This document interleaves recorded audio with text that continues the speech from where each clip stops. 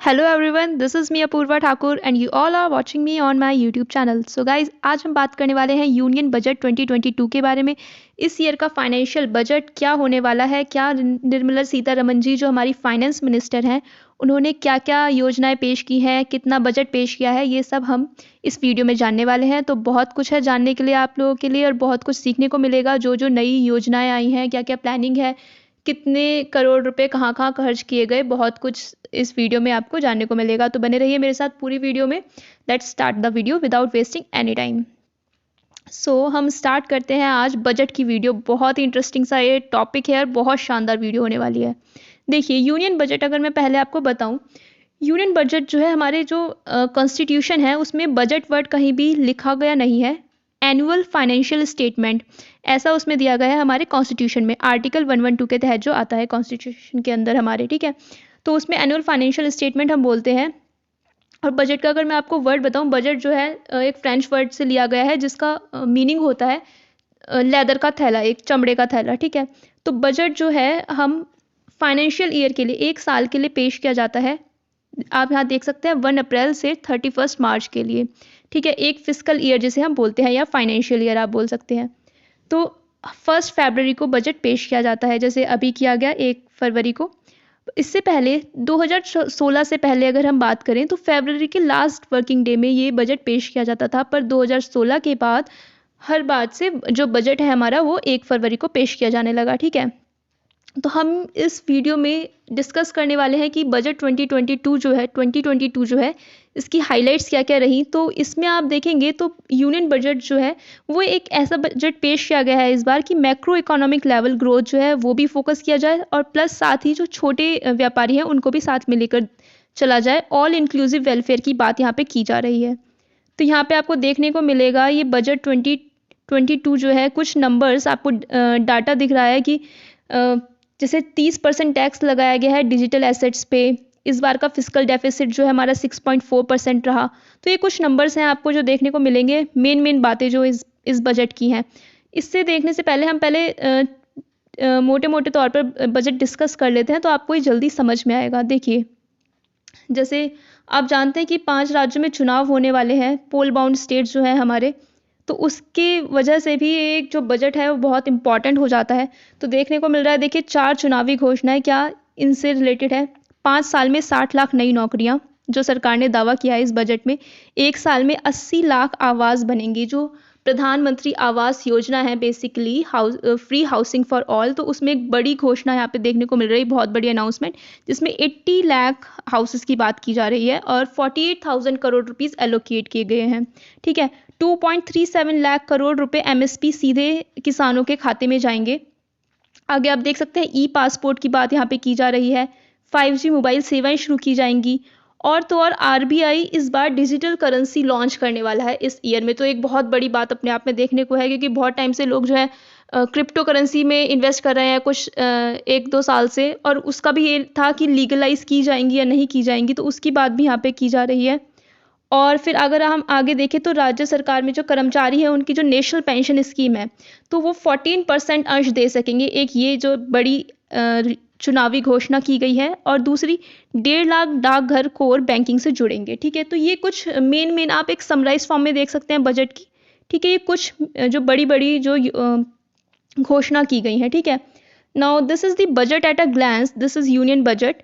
और ये आप देखेंगे तो यहाँ पे 2 चीज़ें आपको देखने को मिलेंगी, एक है रिसीट और एक है एक्सपेंडिचर। देखिए, अगर आपको जब तक इन दोनों वर्ड्स का मतलब नहीं पता होगा ना तो आप बजट नहीं समझ सकते। व्हाट इज दिस मीनिंग कि रिसीट क्या है और एक्सपेंडिचर क्या है। देखिए, मैं आपको समझाती हूँ।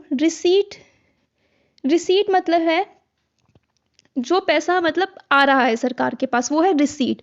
और एक्सपेंडिचर है जो पैसा जा रहा है, मतलब खर्च हो रहा है। एक्सपेंडिचर क्या होता है, हमारा खर्चा। तो जो सरकार का खर्चा हो रहा है वो होता है एक्सपेंडिचर, और जो रिसीट है जो पैसा सरकार कमा रही है, ठीक है। तो अब इसमें 2 चीज़ें हैं, एक है रेवेन्यू रिसीट और एक है कैपिटल रिसीट। तो रेवेन्यू रिसीट है जो पैसा आ रहा है सरकार पे और सरकार को लौटाना नहीं है। लाइक जैसे हम टैक्स पे करते हैं तो सरकार को टैक्स का पैसा मिल रहा है, कॉर्पोरेट टैक्स हो गया, इनकम टैक्स हो गया या जीएसटी हो गया, ऐसे वाला जो टैक्स जो सरकार को इससे जो कमाई हो रही है वो है रेवेन्यू रिसीट। तो ये जो इस साल की ये है। तो दिस इज रेवेन्यू रिसीट, जो सरकार को टैक्स से पैसा मिल रहा है, ठीक है। और कैपिटल रिसीट क्या है? जब सरकार अपना एसेट, मतलब एसेट कोई बेचती है और उससे जो सरकार की कमाई होती है, जैसे हम डिसइन्वेस्टमेंट को ले सकते हैं इसमें एग्जाम्पल में, कि गवर्नमेंट ने अपनी किसी भी चीज़ का शेयर सेल किया, ठीक है, तो उसे एसेट को जब सेल करने के बाद जो कमाई हुई, तो वो जो गवर्नमेंट को पैसा मिलता है वो है कैपिटल रिसीट, ठीक है। And the next one is expenditure. Expenditure जो सरकार खर्चा कर रही है, तो रेवेन्यू एक्सपेंडिचर होता है जो सरकार खर्चा कर रही है पर उससे उसके बाद सरकार को कोई फ़ायदा नहीं होने वाला, मतलब खर्चा ही खर्चा है। तो दिस इज समथिंग, जैसे सैलरी हो गई, हमारी सैलरी देना गवर्नमेंट एम्प्लॉयज़ को, या फिर सब्सिडी देना, ये इसके अंदर आ जाता है रेवेन्यू रिसीट के अंदर। तो इसमें सरकार का कितना खर्चा होगा इस बार। और कैपिटल एक्सपेंडिचर, ये सबसे इंपॉर्टेंट बजट का पोर्शन होता है।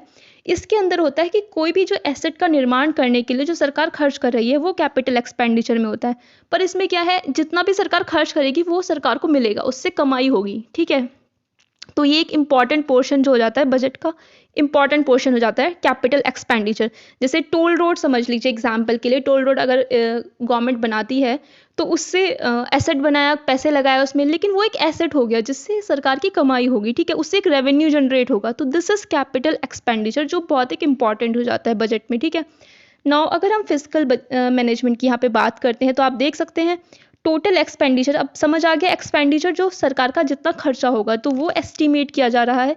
अप्रॉक्स हम बोल सकते हैं 39 लाख करोड़ रुपीस।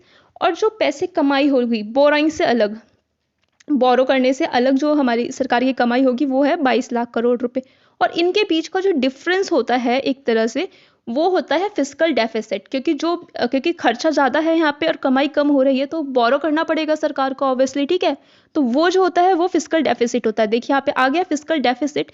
तो यहाँ पे अगर आप देखेंगे तो जो करंट ईयर जो हमारा भी एक साल निकला है उसका 6.9% जो है हमारा फिस्कल डेफिसिट हमें देखने को मिला। एस्टिमेट किया गया था 6.8%, बट 6.9% रहा। और इस साल के लिए जो हमारा फाइनेंशियल ईयर है 22-23 वाला, इसमें जो है एस्टिमेट किया गया है 6.4% जीडीपी का। अब देखना ये होगा कि ये कितना एस्टिमेट सही निकलता है, वो तो हमें अगले बजट में ही पता चलेगा। बट आपको अगर जो एग्जाम पॉइंट ऑफ व्यू से दो डाटा याद करने होंगे, जो हमारा अभी जो करंट ईयर है उसके लिए 6.9%, और जो नेक्स्ट ईयर के लिए एस्टिमेट किया गया है वो है 6.4%। Now moving to the next one, ये देख सकते हैं आप ग्राफ की हेल्प से, deficit, fiscal deficit. This is 22 financial year 22 and financial year 23, ठीक है। मैं आपको अपने पेन के हेल्प से बताती हूँ इसमें। तो देख सकते हैं आप 6.9% जो है ये पिछली बार का शो हो रहा है हमें, ठीक है। और ये देखिए इससे आपको इजीली शो होगा, दिस इज 6.9%, और ये जो इस बार का है हमारा 6.4%, ठीक है। Now moving on to next one. अब फाइनेंस मिनिस्टर जो है वो हमारी कह रही है कि हमने आज़ादी का अमृत महोत्सव इस बार सेलिब्रेट किया, 75 ईयर्स हो गए हमारी आज़ादी को, ठीक है। अब 100 ईयर्स जब होंगे तो 25 साल बचे हैं अभी उसमें, ठीक है। तो उसको ये लोग टर्म कर रहे हैं एज अ अमृत काल, कि हम अमृत काल में एंटर कर रहे हैं, जिसमें 25 ईयर लॉन्ग लीड अप है इंडिया एट द रेट 100 के लिए, ठीक है। तो इसमें बहुत सारी स्कीम्स लाई जाएंगी कि हम इन 25 साल में कैसे इन्वेस्टमेंट करते हैं, कैसे इंफ्रास्ट्रक्चर को डेवलप करते हैं, कैसे डिजिटल इंडिया की तरफ हम जाते हैं, कैसे प्रमोट करते हैं चीज़ों को। तो इसमें पीएलआई की बात की जा रही है कि प्रोडक्टिव लिंक्ड इंसेंटिव्स जो है इस विज़न से, जो हमारा आत्मनिर्भर भारत का विज़न है, इससे 60 लाख न्यू जॉब्स क्रिएट की जाएंगी और 30 लाख करोड़ रुपए जो है इसके एडिशनल प्रोडक्शन के लिए दिए गए हैं सरकार की तरफ से। इसमें आप यहाँ देख सकते हैं 30 लाख करोड़ रुपए दिए गए हैं for the next 5 years, right. Now moving on to the next one, this is Amritkaal 25 year long lead up to the India at the rate 100, जो मैंने भी आपको बताया। तो इसमें आप देखेंगे the budget 2022 states that India's, ये जो हमारी जीडीपी है वो 9.2% की बात की जा रही है, अब तक की हाईएस्ट। जो हमारा करंट ईयर रहा इसके लिए ये एस्टिमेट कर रहे हैं कि हमारी जो जीडीपी थी वो 9.2% रही। देखिए आप इसमें इसके मदद से देख सकते हैं, this is the graph, this is 22, 20, 21, 22। तो ये है 9.2%, अब तक की देख सकते हैं आप ग्राफ में सबसे ज़्यादा दिख रही है अब तक की। दिस इज 9.2%, जो पिछली बार देखिए नेगेटिव में ही चली गई थी, यहाँ पे कोरोना आया था, पीक आई थी, तो इस वजह से ये नेगेटिव में ग्रोथ थी, और इस बार की हमें दिख रही है सबसे ज़्यादा। तो ऑब्वियसली गवर्नमेंट इस अपनी अचीवमेंट शो कर रही है, तो बजट में उन्होंने ये भी दिखाया है, ठीक है। अब ये 25 साल का, अब मेन बात जो बजट की हो जाती है, देयर आर 4 प्रायोरिटीज, 4 चीज़ों की बात की जा रही है जो इस पे बजट जो है हमारा बेस्ड अपॉन है। ठीक है, एक तरह से 4 प्रिंसिपल हम कह सकते हैं। The first one is PM गति शक्ति। पीएम गति शक्ति योजना बहुत ही इंपॉर्टेंट अपने आप में, जो अभी 3 महीने पहले प्रधानमंत्री जी ने लॉन्च की थी। ठीक है। This second one is inclusive development. Third है क्लाइमेट एक्शन और एनर्जी ट्रांजिशन, इनकी बात हो रही है। फोर्थ है फाइनेंशियल इंक्लूजन। ये 4 चीज़ें, 4 बेसिक पॉइंट्स जिनके ऊपर 4 प्रायोरिटीज़ हैं, जिनके ऊपर हमारा बजट जो है लिंक्ड है, बेस्ड अपॉन है। तो इनकी हम बात करते हैं एक एक करके। ठीक है। नाउ पीएम गति शक्ति योजना बहुत ही इंपॉर्टेंट एक अपने आप में ये प्लान है। पीएम गति शक्ति, ये अभी जो हमने 75 ईयर्स ऑफ इंडिपेंडेंस सेलिब्रेट किए 15 अगस्त को 2021 में, तब प्रधानमंत्री जी ने ये योजना मतलब अनाउंस की थी और अभी 3 महीने पहले ही ये लॉन्च की गई है, जिसमें 100 लाख करोड़ रुपीस की ये योजना है। और ये एक नेशनल मास्टर प्लान है for multi modal connectivity plan, जिसके तहत अगर हम आसान भाषा में समझे देखें तो एक तरह से ये बात की जा रही है कि जो हमारे बड़ी बड़ी मिनिस्ट्रीज़ हैं, सारी मिनिस्ट्रीज़ को एक तरह से एक प्लेटफॉर्म पे लाया जाएगा। गति शक्ति मतलब एक डिजिटल प्लेटफॉर्म क्रिएट किया गया है, जिसमें जो हमारे 16 मिनिस्ट्रीज़ हैं, जिसमें अलग अलग तरह की चीज़ें आती हैं, चाहे रेलवेज़ हो, रोडवेज़ हो, इन सबको एक साथ मिला के एक इंटीग्रेटेड प्लानिंग की जाएगी, जिससे इंफ्रास्ट्रक्चर में बिल्ड करने में हेल्प मिलेगी। ठीक है, तो वही पीएम गति शक्ति की यहाँ पे बात की जा रही है। ठीक है, तो दिस इज पीएम गति शक्ति। तो इसमें बजट में बताया गया है कि 7 इंजन्स है कोई भी गति शक्ति के लिए। देखिए, अगर मैं आप आसान भाषा में आपको समझाऊं गति शक्ति के बारे में, जैसे हम पहले आसपास अपने देखते थे कोई रोड बन रही है। ठीक है, वो रोड बनी, पहले तो कोई भी रोड हाईवे कुछ भी हो जाए वो सालों में तो कंप्लीट होता था, जाके 2-3 साल लग गए एक ही रोड को बनने में। वो बन गई, 6 महीने बाद ही उसमें गैस पाइपलाइन वाले आ गए कि हमें तो गैस पाइपलाइन बिछाएंगे, और उस रोड को फिर से तोड़ दिया गया। तो पैसे का भी वेस्ट हुआ और टाइम भी वेस्ट हुआ हमारा। ठीक है, उसके बाद वो जब उन्होंने गैस पाइपलाइन डाली, वो रोड बनी, उसके बाद 6 महीने बाद फिर कोई आ गया कि हमें तो टेलीफोन लाइंस बिछानी है या फिर कोई केबल की लाइंस बिछानी है। तो एक कोऑर्डिनेशन नहीं था जो डिफरेंट मिनिस्ट्रीज थी। ठीक है, चाहे वो इलेक्ट्रिसिटी डिपार्टमेंट है, रोड डिपार्टमेंट है, हाईवे डिपार्टमेंट, इनके बीच में कोऑर्डिनेशन नहीं था। तो जो भी डिफरेंट मिनिस्ट्रीज हैं उनके बीच में कोऑर्डिनेशन हो, एक तालमेल हो, लाइक। ठीक है, तो उसके लिए ये गति शक्ति जो योजना है वो लॉन्च की गई, जिससे हमारा जो टैक्स पेयर्स का जो पैसा है, जो सरकार का पैसा है, वो वेस्ट ना हो, मनी वेस्ट ना हो, टाइम वेस्ट ना हो, और इंफ्रास्ट्रक्चर जल्दी से जल्दी डेवलप किया जा सके। तो उसके लिए ये गति शक्ति योजना है, और मुझे लगता है बहुत ही अच्छी योजना है, एक तरह से अच्छी प्लानिंग की गई है। तो इसमें अगर हम बात करें तो 7 इंजन्स की बात की जा रही है जो पीएम गति शक्ति को ड्राइव करते हैं। अब इसे हम अपने पेन से समझते हैं। देखिए, first is road, second is railways, airports, ports, mass transport, waterways and logistic infrastructure. ये 7 चीज़ें जो किसी भी चीज़ को गति शक्ति मतलब गति देती हैं, एक स्पीड देती हैं, जिससे उसका जो लॉजिस्टिक कॉस्ट है वो भी कम होता है। अगर आप देखिए कोई भी एक इंडस्ट्री है या कोई फैक्ट्री है, अब उसके आसपास रोड्स, रेलवेज, एयरपोर्ट्स, ये सारी चीज़ें अच्छी होंगी तो उसका बिजनेस अपने आप अच्छा होगा। जल्दी से जल्दी वो पूरे इंडिया में इंपोर्ट एक्सपोर्ट हर चीज़ जल्दी होगी। इंफ्रास्ट्रक्चर अगर अच्छा होगा तो ये एक डेवलपमेंट के लिए बहुत ही अच्छी योजना है। तो यहाँ पे बात की जा रही है पीएम गति शक्ति के लिए एक world class modern infrastructure create करने की, जिसमें आप देख सकते हैं कि यहाँ पे कुछ चीज़ें हैं कि क्या क्या गति शक्ति के अंडर आएगा, उनकी यहाँ पे बात की जा रही है। जैसे 25,000 किलोमीटर के नेशनल हाईवेज कंप्लीट किए जाएंगे। ठीक है, उसके बाद लॉजिस्टिक इंटरफेस की बात की जा रही है। यहाँ पे पोस्टल और रेलवे नेटवर्क को इंटीग्रेट करने की बात की जा रही है। रेलवेज, यहाँ पे ये रेलवेज की बात हो रही है, दिस इज रोड्स। और यहाँ पे बात की गई है 400 नई वंदे भारत ट्रेन्स क्रिएट की जाएंगी, और 1 station 1 product, like 1 railway station जो भी होगा जहाँ भी है, उसे फेमस, वहाँ का जो फेमस प्रोडक्ट है तो उसकी एक स्कीम है। जैसे 1 डिस्ट्रिक्ट 1 प्रोडक्ट पहले स्कीम चली थी, ऐसे ही ये 1 स्टेशन 1 प्रोडक्ट स्कीम है रेलवेज की। और ये सारी बातें इसमें गति शक्ति में की गई हैं, जिससे इंफ्रास्ट्रक्चर हमारा मजबूत होगा। Okay, this is the same thing that I told you earlier, कि वही एक्सप्रेसवेज जो है इसके अंडर जो है क्रिएट किए जाएंगे, जिससे जो लोगों की आवाजाही है वो जल्दी हो सके, इजी हो सके, जिससे हमारी इकोनॉमी भी बूस्ट होगी। नेक्स्ट मूव करते हैं हम रोड ट्रांसपोर्ट में। तो रोड ट्रांसपोर्ट जो मैंने अभी आपको पहले बताया, जैसे 25,000 किलोमीटर्स के नेटवर्क जो हमारे हाईवेज़ हैं उन्हें एक्सपेंड किया जाएगा इस साल में 25,000 किलोमीटर, ठीक है। और इसमें कितना खर्चा आएगा हमारा, 20,000 करोड़ का हमारा खर्चा आएगा। मल्टी मॉडल लॉजिस्टिक पार्क्स की बात करें तो पूरे इंडिया में 4 लोकेशंस पे वो खोले जाएंगे, ये भी गति शक्ति का ही पार्ट है, ठीक है। नौ अगर हम बात करते हैं रेलवेज के अंडर हमें बजट में क्या क्या देखने को मिला है, this is the same thing, one station one product, ताकि लोकल इसे प्रमोट किया जाएगा, ताकि जो लोकल बिजनेसेस हैं उनको हेल्प मिले और सप्लाई चेन्स भी बूस्ट हो। And the next one is 400 जो है न्यू जनरेशन की वंदे भारत ट्रेन जो है मैन्युफैक्चर की जाएंगी अगले 3 सालों के अंदर, ठीक है। तो ये रेलवेज की बातें हो गई, one station one product and 400 Vande Bharat trains. Moving to the next one, this is Parvatmala. तो इसके अंदर क्या है, इसके अंदर हमें देखने को मिलेगा 8 ropeway projects. Ropeway, this is, आप ये देख सकते हैं पिक्चर में, ये रोपवे होता है। तो 8 रोपवे प्रोजेक्ट्स जो हैं बनाए जाएंगे, कॉन्ट्रैक्ट दिया जाएगा 60 किलोमीटर लेंथ के, ठीक है। Now agriculture, this is something we all the farmers were waiting for. Agriculture and food processing, इसमें बजट में क्या क्या दिया गया है एग्रीकल्चर में। तो यहाँ पे देखिए आप, बात हो रही है किसानों की, और किसान का मुद्दा कोई छिपा नहीं है हमसे। तो this is something 2.37 lakh crore rupees की डायरेक्ट पेमेंट की जाएगी टू 1.63 करोड़ फार्मर्स, जो वीट और पैडी के एमएसपी प्रोक्योरमेंट है उनके लिए, ठीक है। और दूसरी चीज़ है किसान ड्रोन्स, ये मुझे काफ़ी अट्रैक्टिव चीज़ लगी यहाँ पे बजट में। किसान ड्रोन्स की बात की जा रही है for crop assessment, digitisation of land records, जिससे किसान को बहुत हेल्प मिलेगी अपनी फार्मिंग में, स्प्रेइंग इंसेक्टिसाइड्स में, इन सब के।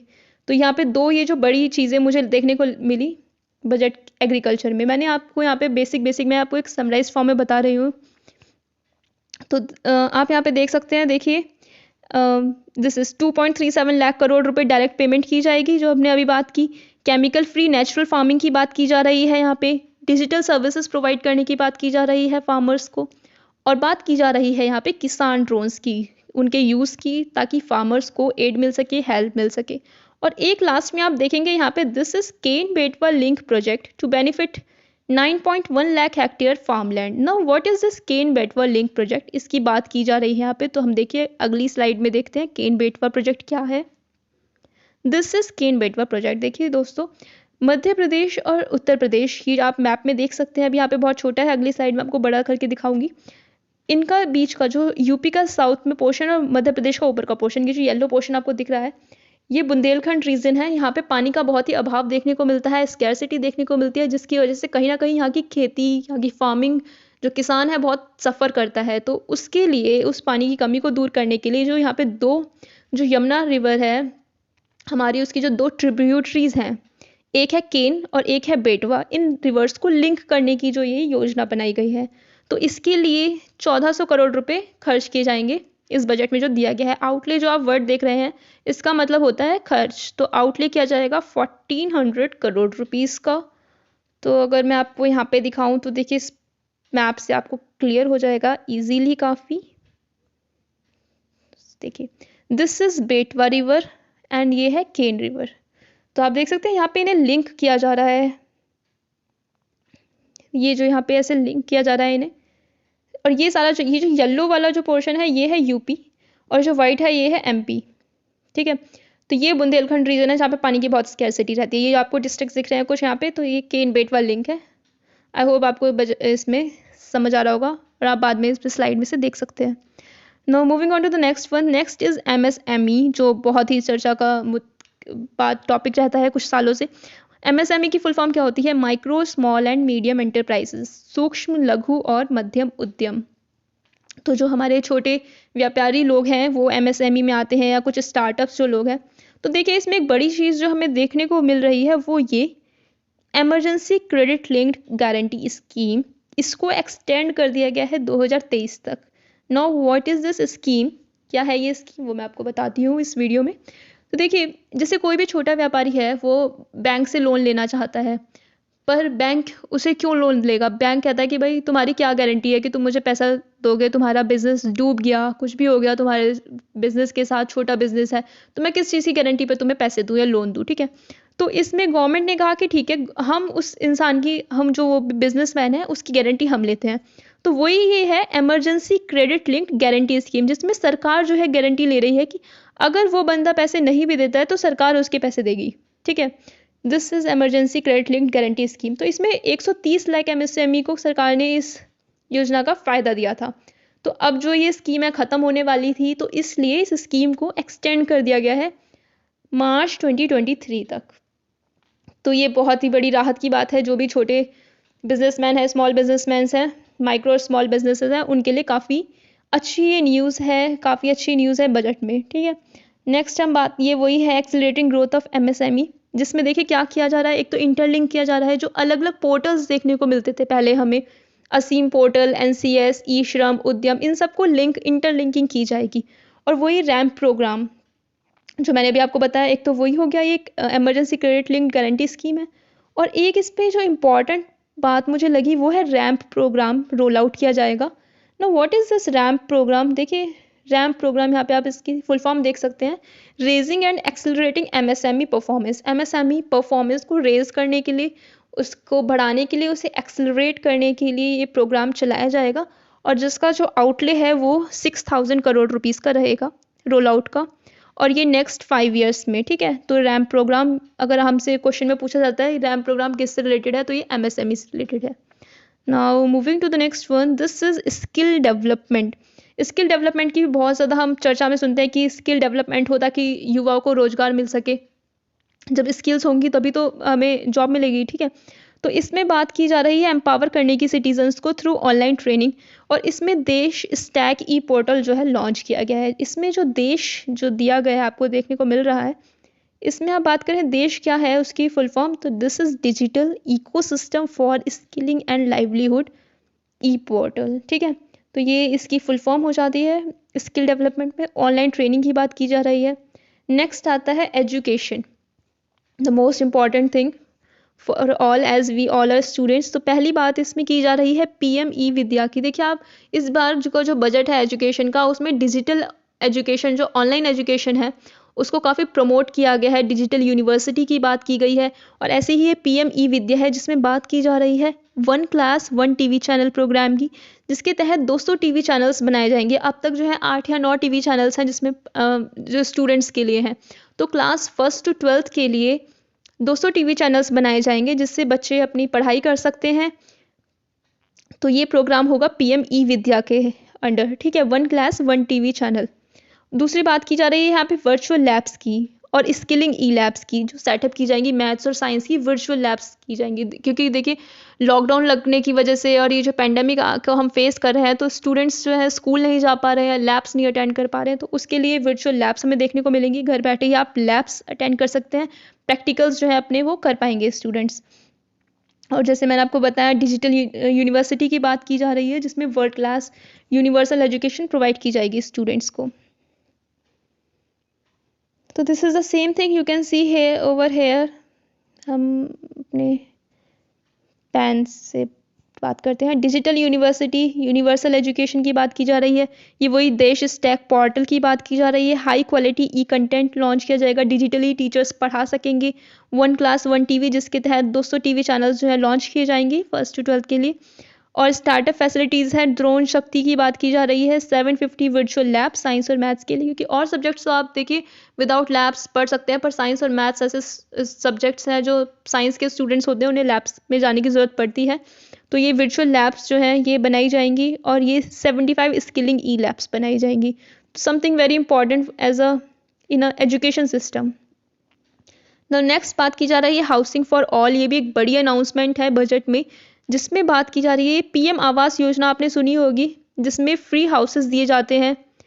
प्राइम मिनिस्टर जो है फ्री हाउसेस की लॉन्च की बात करते हैं। तो इसमें 48,000 करोड़ रुपीस एलोकेट किए गए हैं, और 80 लाख नए घर बनाए जाएंगे इस साल के अंदर। 80 लाख नए घर, और एलोकेट किए गए हैं 48,000 करोड़ रुपीस पीएम आवास योजना के तहत। तो आई होप ये आपको समझ आया होगा। अगर हम बात करें next, this PM PAT schemes Awas Yojana. देखिए, आप ग्राफ के मदद से देख सकते हैं, ये हमारा फाइनेंशियल ईयर है। पिछले साल हमारा जो था वो था 47.4 के का, 47.4 के का दिस इज, पर अब की बार है 48,000, अपने आप में बहुत ज़्यादा, जिसमें हम बात कर रहे हैं 80 लाख नए घरों की। ठीक है, now moving to the next one. बहुत सारा बजट है तो मैं आई एम ट्राइंग कि जल्दी जल्दी ये वीडियो शॉर्ट करके समझा सकूं। ये देखिए, यहाँ पे बात हो रही है नॉर्थ ईस्ट रीजन के लिए। नॉर्थ ईस्ट रीजन में प्रधानमंत्री जी ने ये जो स्कीम आई है हमें बजट में सुनी है, PM divine scheme. Now what does this stand for? Prime minister development initiative for north east region. इसमें नॉर्थ ईस्ट की बात की जा रही है कि उनके ही लॉन्च की जाएगी ताकि जो वहाँ का इंफ्रास्ट्रक्चर है डेवलप किया जा सके, उसके लिए फंड दिया जाएगा, सोशल डेवलपमेंट किया जा सके। तो उसके लिए एलोकेट किए गए हैं 1500 करोड़ रुपीस। नेक्स्ट मूव करते हैं, वाइब्रेंट विलेजेस प्रोग्राम। समथिंग मुझे बहुत जो अच्छी लगी बजट में, ये देखिए, ये है बॉर्डर विलेजेस। जो हमारा बॉर्डर है इंडिया का, उसके आसपास के जो विलेजेस हैं उनमें देखिए बहुत कम डेवलपमेंट देखने को मिलता है, क्योंकि पॉपुलेशन बहुत कम है, वहाँ की जो आबादी है, लोग मोस्टली छोड़ अपने विलेजेस वहाँ से चले जाते हैं, क्योंकि एक प्रॉब्लम्स फेस करने को मिलती हैं बहुत ज़्यादा। तो उसकी वजह से दिक्कत फेस होती है आर्मी या जो हमारे सोल्जर्स हैं, उनको भी दिक्कत होती है कि अगर उन्हें कोई हेल्प भी चाहिए तो वो भी नहीं मिल पाती है। तो इसलिए जो बॉर्डर के आसपास के जो विलेजेस हैं उनको डेवलप किया जाएगा। तो ये योजना जो है वाइब्रेंट विलेजेस प्रोग्राम, ये उनके लिए है, बॉर्डर विलेजेस को डेवलप करने के लिए, उनमें कनेक्टिविटी बढ़ाने के लिए, इंफ्रास्ट्रक्चर बूस्ट करने के लिए। नेक्स्ट बात हो रही है यहाँ पे ई पासपोर्ट। ये भी बहुत इंपॉर्टेंट। ई पासपोर्ट एक तरह से लॉन्च किया जाएगा, जिसमें एक पासपोर्ट ऑनलाइन, हमारे डिजिटली हम बात कर सकते हैं, हर चीज़ ऑनलाइन हो रही है आज के टाइम पे। तो एक चिप होगी जिसके अंदर आपकी सारी डिटेल्स सेव होगी। This is E passport. Next यहाँ बात हो रही है बैटरी स्वैपिंग पॉलिसी की। ये बात की जा रही है ई व्हीकल्स को प्रमोट करने के लिए, इलेक्ट्रिक व्हीकल्स को प्रमोट करने के लिए। लास्ट ईयर भी बजट में हमें बहुत कुछ देखने को मिला था ऐसे इंसेंटिव्स। तो यहाँ पे बैटरी स्वैपिंग पॉलिसी है, लाइक यहाँ पे जगह जगह चार्जिंग स्टेशंस बनाए जाएंगे और उन चार्जिंग स्टेशंस में आप अपनी बैटरी चेंज कर सकते हैं अपने इलेक्ट्रिक व्हीकल की। ठीक है, ना आगे बढ़ते हैं। Accelerated corporate exit. देखिए, कोई भी कंपनी है आपकी और आपको उसे बंद करना है, वाइंड अप करना है, तो वो भी नहीं हो पाता था इजीली पहले, पर उसे इजी करने के लिए उस प्रोसेस को ये सी पेस लॉन्च किया गया है। तो कोई आपसे पूछ सकता है कि सी पेस की फुल फॉर्म क्या है, what does this stand for? तो ये है C PACE, centre for processing accelerated corporate exit. उस कंपनी का एग्जिट के लिए सी पेस बनाया गया है। ठीक है, now moving to the defence budget. Now moving on to the defence budget. यहाँ पे हम बात कर रहे हैं डिफेंस बजट में क्या क्या दिया गया है हमारे। तो देखिए, यहाँ पे बात की गई है 5 लाख करोड़ रुपीस की एलोकेट किए गए हैं इस फाइनेंशियल ईयर के लिए, और ये पिछले साल से 9% हाइक है। पिछली बार लगभग 4 लाख करोड़ रुपीस एलोकेट किए गए थे। अब उसमें से जो कैपिटल आउटले है, जो मैंने आपको भी बताया था, कैपिटल एक्सपेंडिचर क्या होता है? जब कोई एसेट निर्माण के लिए सरकार खर्च करती है, जिससे सरकार को पैसे मिलेंगे, वापस फायदा होगा, ठीक है, जिसमें प्रॉफिट कमाएगी सरकार, और हमारा डेवलपमेंट भी होगा, इंफ्रास्ट्रक्चर भी क्रिएट होगा। तो जो 5 लाख करोड़ लगभग जो एलोकेट किए गए हैं बजट के लिए, उसमें से 1.52 लाख करोड़ जो है डिफेंस के कैपिटल पर खर्च किए जाएंगे। अब इसमें बात की जा रही है आत्मनिर्भरता इन डिफेंस। कैसे डिफेंस में आत्मनिर्भरता की बात की जा रही है? अगर हम देखें तो देखिए, 68% जो कैपिटल प्रोक्योरमेंट बजट है, जो हमारा, जो हम बात कर रहे हैं 1 लाख करोड़ जो है, उसका जो 68% है वो हमें देखने को मिलेगा लगभग, जो भी हम वेपन्स खरीदते हैं बाहर से, हम मोस्टली जो अपनी चीज़ें हैं वो बाहर से खरीदते हैं डिफेंस में। तो पर इस बार वो बात की गई है बजट में कि वो ईयर मार्क्ड किए गए हैं डोमेस्टिक इंडस्ट्री के लिए, 68% जो कैपिटल प्रोक्योरमेंट है उसका। ठीक है, जो पिछली बार 58% था। तो इसमें जितना अगर हम अपने डोमेस्टिक मार्केट से चीज़ें लेंगे तो वो आत्मनिर्भरता को प्रमोट करेंगी, जो हमारी योजना है। तो दिस इज समथिंग, आत्मनिर्भरता इन डिफेंस 68% जो है। तो ये वही बात की जा रही है। हम देखें, अगर बात करें इसमें 68% जो है डिफेंस प्रोक्योरमेंट का जो है डोमेस्टिक इंडस्ट्री से होगा। दूसरी बात की जा रही है कि जो भी कैपिटल बजट जो है, जो डिफेंस बजट है, उसका 25% ईयर मार्क किया गया है रिसर्च एंड डेवलपमेंट के लिए। ठीक है, और जिसमें प्राइवेट इंडस्ट्री भी अपनी भागीदारी दे सकती है। नेक्स्ट इसमें बात की जा रही है कि प्राइवेट इंडस्ट्रीज को एनकरेज किया जाएगा ताकि वो डिज़ाइन के लिए, डेवलपमेंट के लिए मिलिट्री प्लेटफॉर्म्स में आए। तो देखिए, ये बहुत एक चीज़ है जो बहुत टाइम से हम वेट कर रहे हैं। अगर प्राइवेट इंडस्ट्रीज़ इस डिफेंस सेक्टर में आती हैं तो हमारे जो डिफेंस सेक्टर को बहुत ज़्यादा बूस्ट देखने को मिलेगा। ठीक है। अब नेक्स्ट बात हो रही है मनरेगा की। Mahatma Gandhi national rural employment guarantee act जो यहाँ पे प्रोग्राम है, इसका एलोकेशन जो है बजट में आपको देखेंगे ग्राफ में इस बार थोड़ा सा कम है, 73,000 करोड़ रुपीज़। पिछली बार ये 98,000 करोड़ था, बट कोई नहीं। अब नेक्स्ट चीज़ हम देखें पब्लिक कैपिटल इन्वेस्टमेंट। तो देखिए ये जो कैपिटल एक्सपेंडिचर जो मैंने आपको बताया एसेट का निर्माण करने के लिए सरकार जो खर्च कर रही है वो कैपिटल एक्सपेंडिचर होता है। इसमें एक शार्प बूस्ट देखने को मिल रहा है 35.4%। देखिए ये है, दिस इज 35.4%। 7.5 लाख करोड़ रुपए की बात की जा रही है यहाँ कैपिटल एक्सपेंडिचर में, जो हमें देखने को मिलेगा, जो कि जीडीपी का 2.9% है। और effective capital expenditure 10 lakh crore rupees लगभग। अब बात की जा रही है यहाँ पे इंफ्रास्ट्रक्चर रोड्स की। तो आप इस ग्राफ की मदद से देखेंगे इस बार जो हमारा फाइनेंशियल ईयर 23 है, इसमें 25,000 किलोमीटर है ना, किलोमीटर जो हाईवेज बिल्ड किए जाएंगे इस साल में। 25,000 किलोमीटर अपने आप में बहुत बड़ी बात। और ये पीएम गति शक्ति जो योजना है जो मैंने आपको अभी शुरू में बताई थी, उसी के तहत ये हमें देखने को मिलेगा। Now the most awaiting topic, this is digital rupee. बहुत टाइम से लोग वेट कर रहे थे कि कोई डिजिटल करेंसी हमारी होगी, क्योंकि अब तक हमारी कोई डिजिटल करेंसी नहीं है इंडिया की। तो आरबीआई ने बोला है कि डिजिटल रुपी जो है इंट्रोड्यूस किया जाएगा इस साल के अंदर। तो ये एक बहुत बड़ा ऐलान इस बजट में जो देखने को मिला हमें। देखिए आप देख सकते हैं RBI to introduce digital rupee using blockchain technology. Blockchain technology की हेल्प से हमें डिजिटल रुपी जो है इंट्रोड्यूस किया जाएगा, जिससे मोर एफिशिएंट हो जाएगा हमारा जो करेंसी मैनेजमेंट सिस्टम है, और हमारी जो डिजिटल इकोनॉमी है उसे बूस्ट देखने को मिलेगा कहीं ना कहीं। ठीक है। अब नेक्स्ट हम बात करते हैं जो डायरेक्ट टैक्स प्रपोजल्स हैं। देखिए टैक्स स्लैब्स में कोई चेंज नहीं किया गया है, पिछले साल भी कोई चेंज नहीं था, तो tax slabs as it is हैं जो पहले थी। और बस इसमें बात की गई है कि अगर आप कोई चेंजेस करना चाहते हैं तो वो आप 2 साल को आपका टाइम दिया जाएगा, आप फाइल कर सकते हैं 2 साल के अंदर अंदर। और दूसरी चीज़ यहाँ पे मेरे को इंपॉर्टेंट लगी, एक कॉपरेटिव जो मिनिमम टैक्स होता है जो पे करती हैं कॉपरेटिव्स, वो कम कर दिया गया है। पहले 18.5% था, 15% कर दिया गया है। जो पर्सन्स डिसेबिलिटी हैं या फिर जिनके बच्चे कोई डिसेबिलिटी फेस कर रहे हैं, उन्हें टैक्स रिलीफ दिया गया है यहाँ पे बजट में। नेक्स्ट आप वो एनपीएस जो हम पहले भी चर्चा कर चुके हैं, नेशनल पेंशन स्कीम जो है, तो उसमें क्या था, सेंट्रल गवर्नमेंट एम्प्लॉयज़ जो थे वो 14% जो थे कंट्रीब्यूट कर सकते थे, पर टैक्स डिडक्शन लिमिट जो थी, और जो स्टेट गवर्नमेंट एम्प्लॉय थे वो 10% थे। तो अब स्टेट गवर्नमेंट एम्प्लॉय के लिए भी 14% कर दी गई है वो लिमिट, राइट, दोनों के लिए। नाउ बात हो रही है क्रिप्टो टैक्स की बजट में। तो देखिए सबसे इम्पॉर्टेंट चीज़ इसमें क्या देखने को मिल रहा है हमें, सबसे बड़ी चीज़ जो किसी ने सोची नहीं थी, वो ये कि डिजिटल करेंसी। आज के टाइम पे लोग काफ़ी इन्वेस्ट कर रहे हैं क्रिप्टो करेंसीज़ में, बिटकॉइंस हो गए चाहे वो, या कोई और डिजिटल करेंसी हो गई। तो उसमें देखने को मिल रहा है कि आपकी कोई जो जितनी भी कमाई होगी डिजिटल करेंसीज से, उसका 30% आपको अपनी जो प्रॉफिट है, अपनी जो कमाई है, वो सरकार को देना होगा। ये सबसे बड़ा जो पॉइंट यहाँ देखने को मिल रहा है। दूसरा जो मैंने आपको बताया कि आरबीआई लॉन्च करने वाली है अपनी डिजिटल करेंसी इस साल की, right, this is the digital currency. Blockchain technology की हेल्प से ये टैक्स किया जाएगा 30% डिजिटल एसेट्स। दूसरा India to tax virtual digital assets, वही 30%।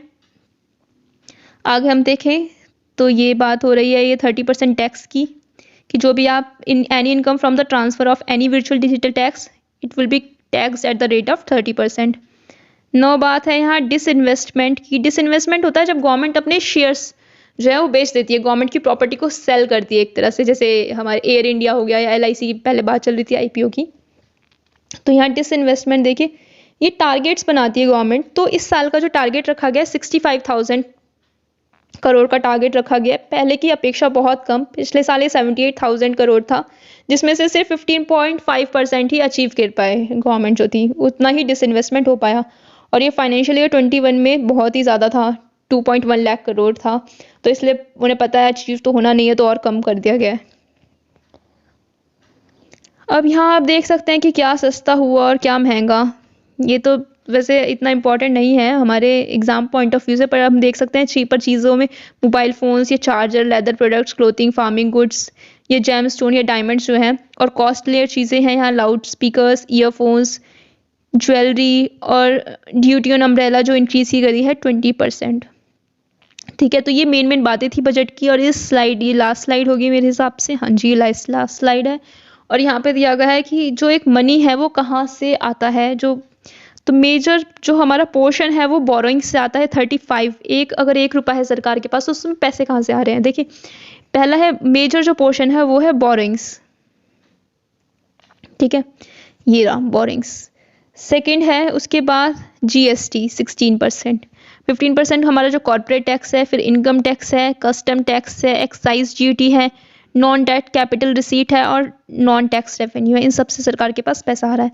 तो ये था बजट इस बार का, यूनियन बजट जो मैंने आपको समझाया। आई होप ये बजट समझ आया होगा और ये चीज़ें समझ आई होंगी। डिसइन्वेस्टमेंट क्या है, क्रिप्टो करेंसीज पे कितना टैक्स देखने को मिला, बहुत सारी चीज़ें हमने डिस्कस की। डायरेक्ट टैक्स हो चाहे डिजिटल करेंसी हो, डिजिटल रुपी, और काफ़ी कुछ देखने को मिला। डिफेंस की बात की हमने, रेलवेज़ की बात की।